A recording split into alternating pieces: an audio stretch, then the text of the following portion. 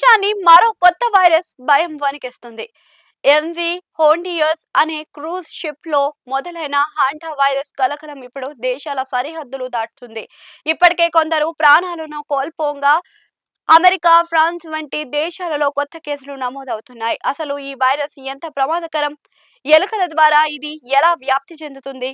మనం ఎలాంటి జాగ్రత్తలు తీసుకోవాలో ఇప్పుడు వివరంగా తెలుసుకుందాం. 2026 ఏప్రిల్‌లో అర్జెంటీనా నుంచి బయలుదేరిన ఎంవి హోండియస్ అనే ఓడలో ఈ వైరస్ మొదటిసారి బయటపడింది. అక్కడ మొదలైన ఈ ఇన్ఫెక్షన్ వల్ల ఇప్పటికే ముగ్గురు చనిపోయారు. ఇక ప్రస్తుతం సౌత్ ఆఫ్రికా, నెదర్లాండ్స్, స్విట్జర్లాండ్ వంటి దేశాల్లో బాధితులు ఆసుపత్రిలో చికిత్స పొందుతున్నారు. తాజాగా ఓ ఫ్రెంచ్ మహిళకు, అమెరికన్ వ్యక్తికి కూడా పాజిటివ్ రావడంతో ప్రపంచ దేశాలు అలర్ట్ అయ్యాయి. అదృష్టవశాత్తు హాంటా వైరస్ ఒక మనిషి నుంచి ఇంకొక మనిషికి అంత త్వరగా సోకదు.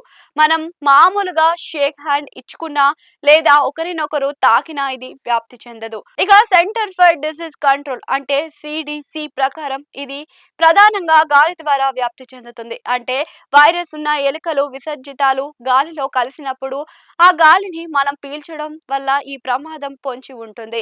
ఈ వైరస్ వ్యాప్తికి ప్రధాన కారణం ఎలుకలే. ఎలుకలు మూత్రం, మల విసర్జనాలు లేదా అవి గూడు కట్టుకునే పదార్థాలను మనం శుభ్రం చేస్తున్నప్పుడు అందులోని చిన్న చిన్న వైరస్ కణాలు గాలిలోకి చేరుతాయి. అరుదుగా ఎలుకలు కరిచినా లేదా అవి తిరిగిన చోటు మనం తాకి ఆ చేతులతో నోరు, ముక్కు ముట్టుకున్న ఇన్ఫెక్షన్ సోకే ఛాన్స్ ఉంది.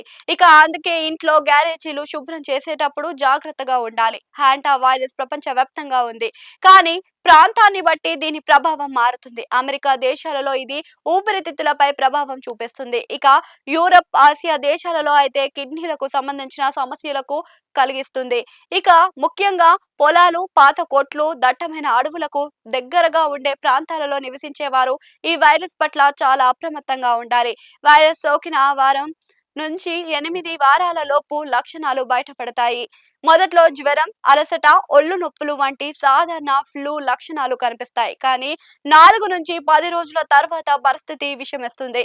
ఇక ఊపిరితిత్తులో నీరు చేరి శ్వాస తీసుకోవడానికి చాలా కష్టమవుతుంది. WHO ప్రకారం ఈ స్టేజ్ చాలా ప్రమాదకరమైనది. మరణాల రేటు కూడా ఎక్కువే. ఇక వైరస్ సోకిన తర్వాత బయటపడడం కంటే రాకుండా చూసుకోవడమే మేలు. మన ఇల్లు పరిసరాల్లో ఎలుకలు ఉండకుండా చూసుకోవడం, పాత సామాన్లను శుభ్రం చేసుకోవడం, మాస్క్ ధరించడం వంటి చిన్న చిన్న జాగ్రత్తలు మనల్ని కాపాడతాయి. ఇక ఏవైనా అనుమానాస్పద లక్షణాలు కనిపిస్తే వెంటనే డాక్టర్ని సంప్రదించడం మర్చిపోవద్దు. జాగ్రత్త చాలా అవసరం.